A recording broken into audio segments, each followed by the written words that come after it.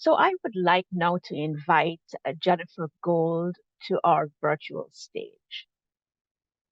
Jennifer is a partner of Wood Gold LLP in Peel Region, where she practices family law and wills.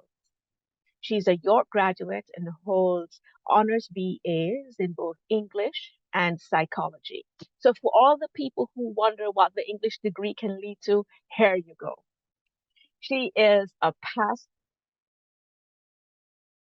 president of the board of directors of the Women's Law Association of Ontario and is a board member of Pro Bono Ontario.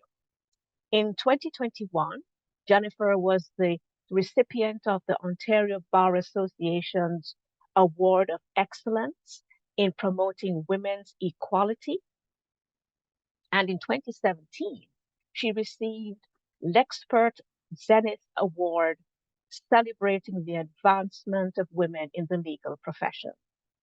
To support the next generation, Jennifer is a mentor in the Women's Law Association of Ontario's mentorship program, and she is a returning mentor to York's Advancing Women program.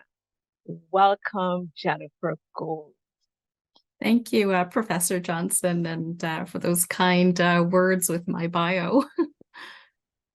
Thank you so much, Jennifer. So we're going to ask, for the purposes of our mentees, to learn a little bit about you, to learn a little bit about how our process works.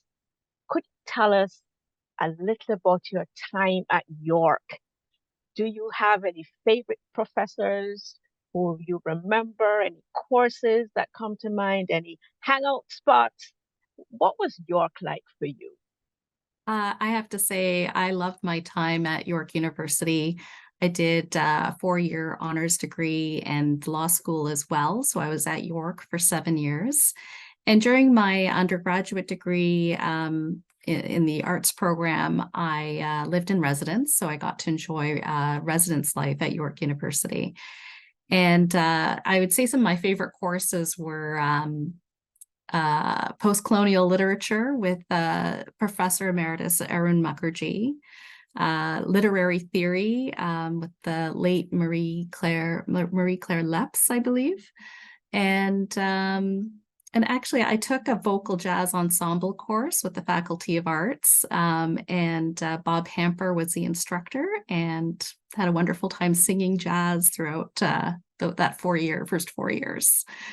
In terms of favorite spots, Very Hall was kind of new when I was attending York, and some of us that lived in residence would go there in the middle of the night when nobody was there and sing because the acoustics were amazing. So just if anyone who's living on campus wants to try that, it's a fun one. Okay, thanks. Thanks so much, Jennifer. We can just imagine you standing in front of what is now Popeyes, just belting out something. Sounds fantastic and fun.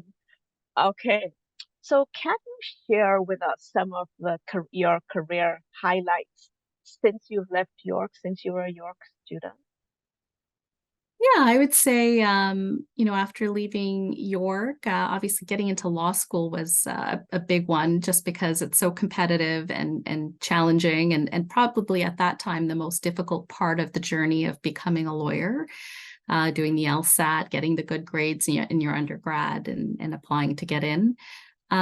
After that, I would say forming my own firm with a partner.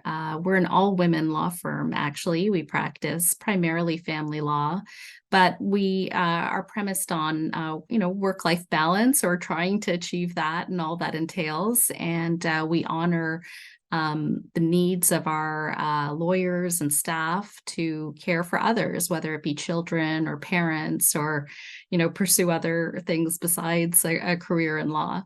And that led me to becoming president of the Women's Law Association of Ontario, because at one point, I felt I grew up with the myth that you could become anything you want to be. And then I felt I hit a concrete ceiling, and I started to recognize some of the barriers that exist, for women in the work world, and that still exist, unfortunately, whether it be pay equity or advancement into leadership positions. And that made me want to change things. So I I joined the Women's Law Association of Ontario and did a great deal of advocacy work and mentorship, and I still do mentorship with them.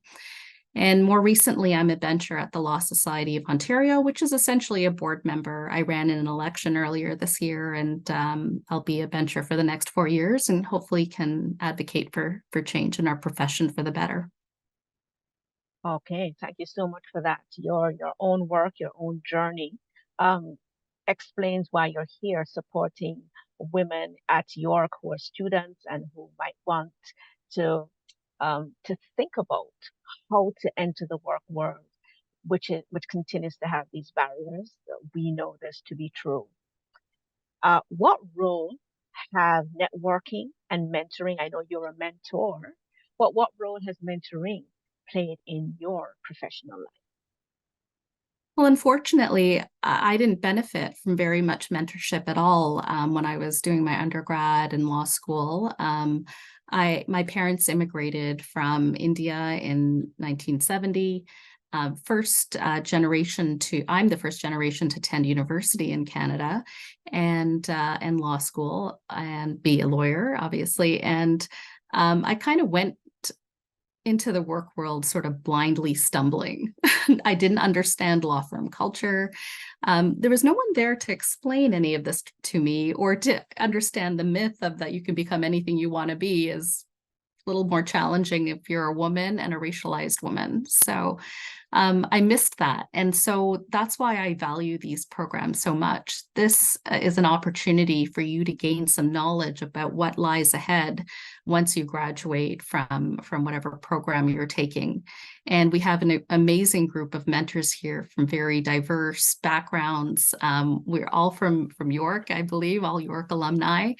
And I hope that you have an opportunity to form meaningful relationships with your mentor and take advantage of the knowledge that they have. Thank you so much, Jennifer. And that leads us into beautifully into our last question, which is some words of wisdom. How Yes. can students make the most of advancing you? How can they step away from this saying, this was an important moment in my life? Yeah. I guess, you know, you may be paired with a mentor who it doesn't necessarily reflect the career or have the career that you want to enter into. And I don't think that's really important. I think it's important that you are meeting somebody with a unique career path, unique life experience, and there is something to be learned from that. It doesn't have to be exactly aligned with your own goals and aspirations. And take advantage of that. Be proactive. Appreciate that your mentors also have busy lives. And at the same time, share your own story. That is equally important. That is how we create relationships and connections. And if I may, there's a quote I love by Richard Wagamese, and he sums it up so beautifully that I'd like to share with you. Richard Wagamese is an Indigenous writer, and he wrote a few books. But the quote I wanted to share goes as follows. All that we are is story. From the moment we are born to the time we continue on our spirit journey, we are involved in the creation of the story of our time here. It is what we arrive with. It is all that we leave behind. We are not the things we accumulate. We are not the things we deem important. We are story, all of us. What comes to matter then is the creation of the best possible story we can while we're here. You, me, us together. When we can do that, and when we take the time to share those stories with each other, we get bigger inside.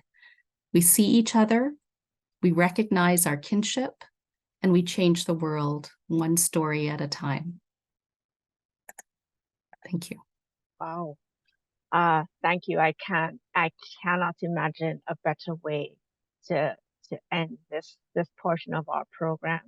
We are stories, and what came to my mind was while you read that, Jennifer, was I am also the accumulation of my ancestors' stories.